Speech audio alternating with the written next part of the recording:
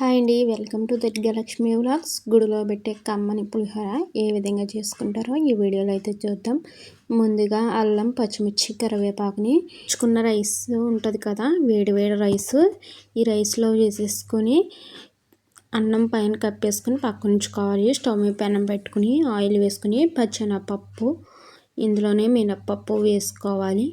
ఇలా వేసుకున్న తర్వాత వేరుశనగగుళ్ళు వేసుకోవాలి. ఇవి వేసుకుని ఒకసారి అయితే కలుపుకుని వేగనివ్వాలి. ఇందులోనే ఆవాలు వేస్తున్నానండి. ఆవాలు తర్వాత కట్ చేసి పెట్టుకున్న పచ్చిమిర్చి వేస్తున్నాను.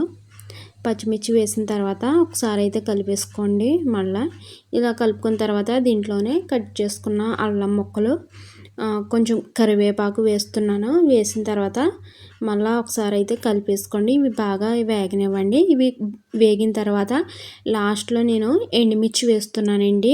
ఎండుమిర్చి వేగిపోతాయి కదా, అందుకే లాస్ట్లో వేస్తున్నాను. ఇవి వేగిన తర్వాత స్టవ్ కట్టేసుకుని వీటిని ముందుగా మనం కరివేపాకు, అల్లం, పచ్చిమిర్చి కప్పెట్టుకున్నాం కదా రైస్లోనే, అందులో వేసేసుకోవాలి.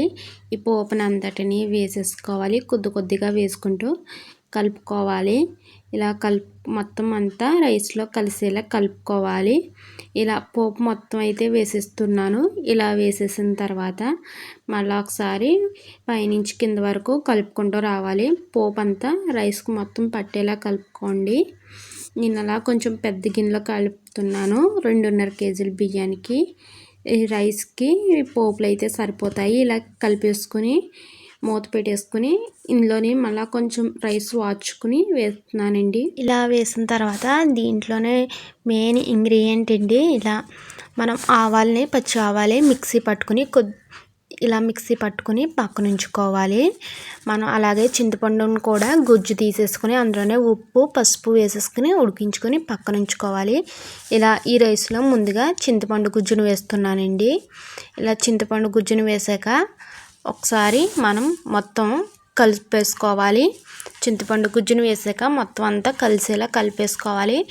మీకు ఇంకా ఉప్పు సరిపోలేదనుకుంటే చూసి వేసుకోండి.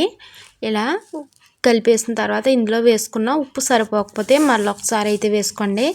మనం ఆవాలు మిక్సీ పట్టుకున్నాం కదా, ఆ పేస్ట్ని కూడా లాస్ట్లో వేస్తున్నానండి. ఇదే టేస్ట్ బాగుంటుంది, చాలా టేస్ట్ బాగుంటుంది. రుచి కూడా దీంట్లోనే వస్తుందండి, ఈ ఆవు పేస్ట్లోనే.